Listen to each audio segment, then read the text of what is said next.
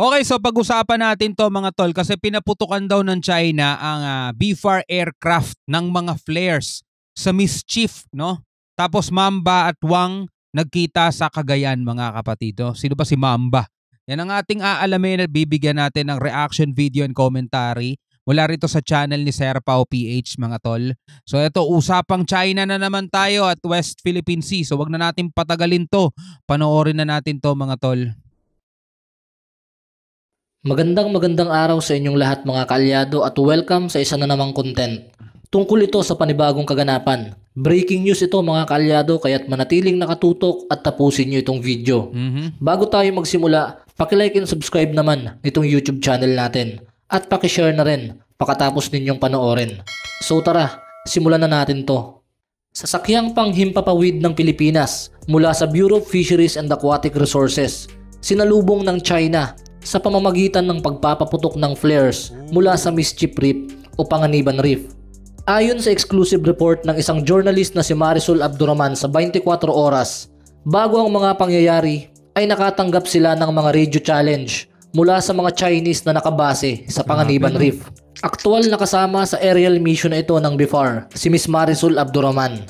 Para sa mga hindi pa nakakaalam, ang Mischief Reef mga kaalyado o tinatawag sa Pilipinas na Panganiban Reef ay isang low tide elevation reef o atoll na matatagpuan 250 km west of Palawan at sakop ito ng ating exclusive economic zone. Ngunit bagamat ang Panganiban Reef ay well situated sa ating exclusive economic zone, ay kontrolado ito ng China since 1995 at since then inaangkin na ito ng People's Republic of China at dito na din nagsimula na tayuan ng mga permanenteng istruktura ng China ang maritime features na ito. Bagamat naging hadlang ang mga Chinese occupants sa misyon na ito ng BFAR, still na manage pa rin nila na makuhanan ng video at larawan ang mga pasilidad ng China na itinayo sa Panganiban Reef. Aniya, matatanaw sa himpapawid 500 kilometers above sea level ang mga infrastruktura na itinayo ng China, kabilang ang hangar o enclosed building na resting place ng mga aircraft. Matatanaw din ang sports complex, Olympic size na swimming pool at 8 basketball court. Animoy parang isang syudad sa gitna ng malawak na karagatan. Pinaputukan ulit ng mga flares ang Philippine aircraft matapos na makalapit ito sa isang reef na ino-occupy naman ng bansang Vietnam.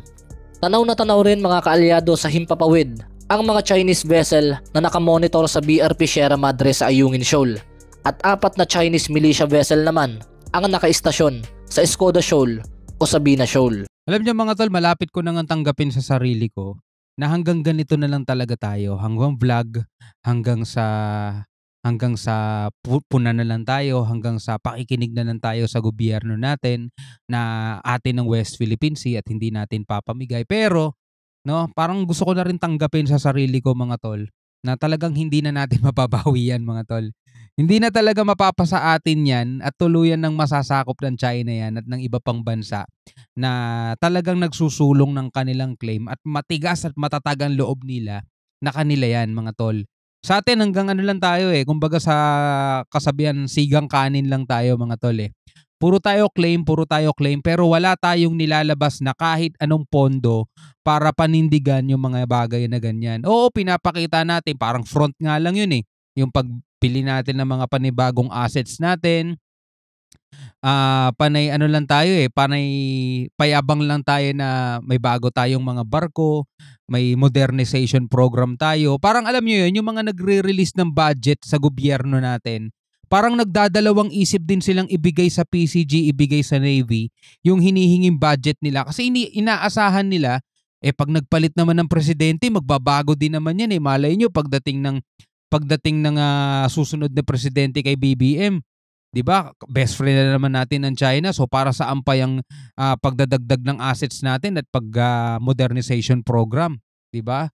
Wag na, ito na lang budget nyo, pagtiyagaan nyo na yan.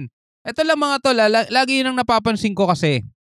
Ganon tayo 'di ba? Pagkatapos ni PBBM, sino susunod na presidente? Pagpalagay nyo na mga kapatid, Sara Duterte. Sabihin na lang natin palagay nyo na Sara Duterte. Syempre mga tol, Duterte yan 'di ba? Malapit sa China yan. So ano pa? 'Di ba? Para saan pa yung ano natin diyan? Para saan pa yung paikipaglaban diyan ng ano natin? mga PCG natin. Magiging payapa na ulit ang West Philippine Sea, mga kapatid. Wala na tayong mababalitaan muli, di ba? Pero kung ano man ang sasapitin ng Pilipinas pagdating ng panahon, 'di ba? Talagang wala na tayong magagawa doon at nakatadhana na 'yon. Alright? Ayon kay Sir Charles Manalo, na Mission Commander Captain ng Bureau of Fisheries and Aquatic Resources, lalong dumami at mas naging agresibo ang China para i-block ang mga entrada papasok sa shoal. Kaya di na makapasok ang mga mangingisda.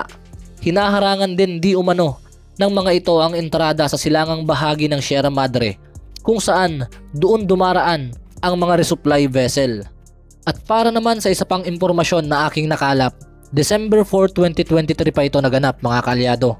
Huwang Silian at iba pang Chinese official bumisita sa Santa Ana sa Cagayan at sinamahan pang mamasyal ni Governor Manuel Mamba.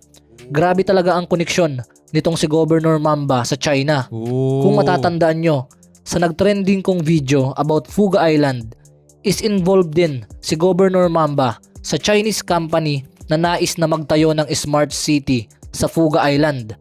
Pero later on ko na ito nalaman, ayon sa mga kaalyado nating may alam sa issue.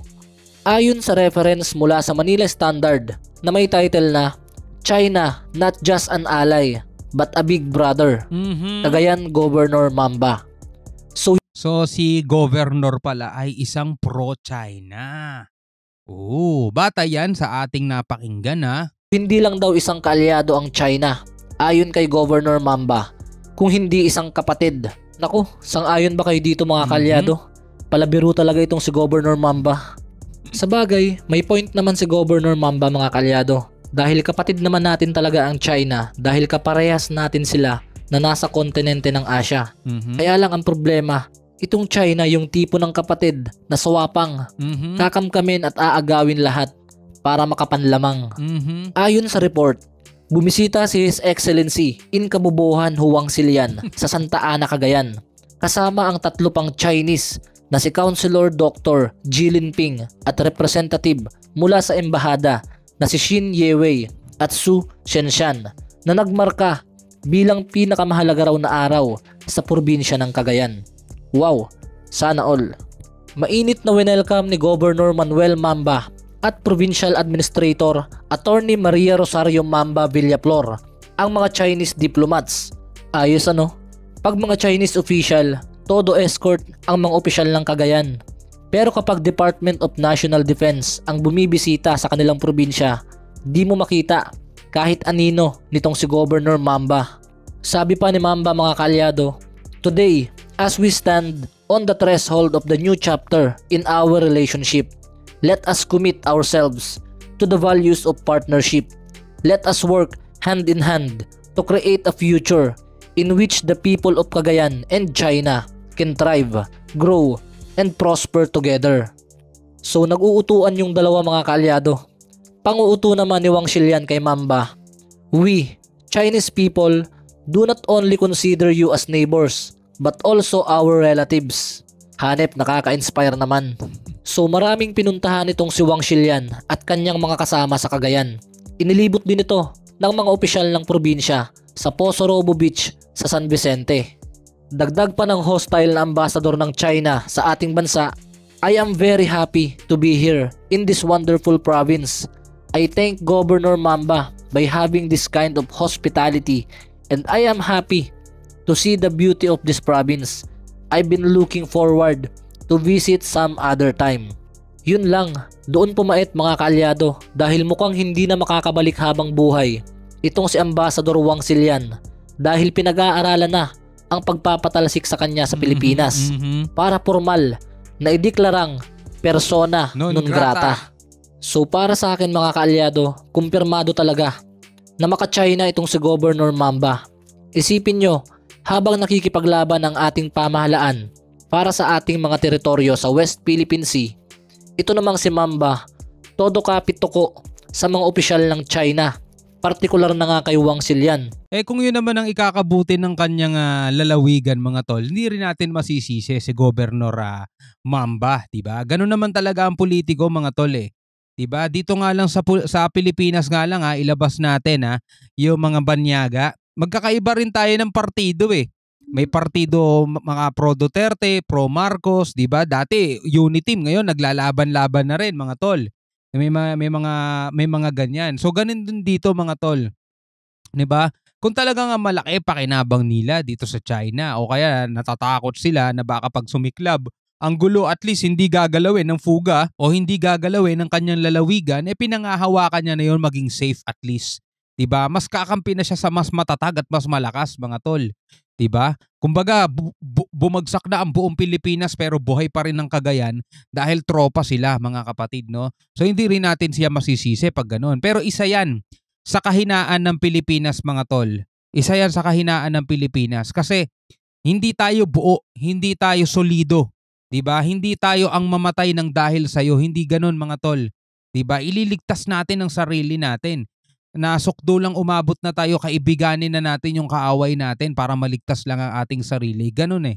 Ganun talaga, maraming mga Pilipino ganyan. Yun ang ano natin mga tol, kahinaan natin. At nakikita naman natin yan. Halos sambahin na itong peking ambasador na wala namang nagawang maganda para sa ating bansa. Di natin alam mga kaalyado kung ano ang purpose ng mga yan sa Cagayan. Too risky para sa mga nangyayari ngayon.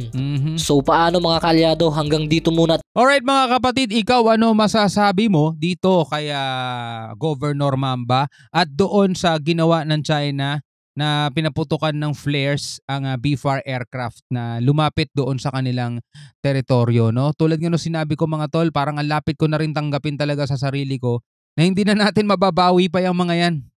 Sobrang lakas ng bansa nila at talaga suportahan sila mga tol. Kahit anong gawin ng CCG nila, suportado ng gobyerno natin. Sa atin hindi eh.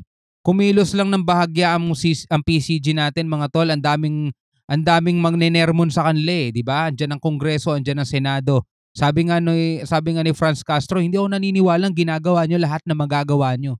Well, may punto naman si Franz Castro doon, pero dapat tinitignan niya rin na kulang ang kakayanan ng ating PCG, 'di ba? Tapos ang ating mga sandatahan nakikipag-ugnayan sa US, nagagalit din yung mga senador natin, baka pinapataas nyo tensyon.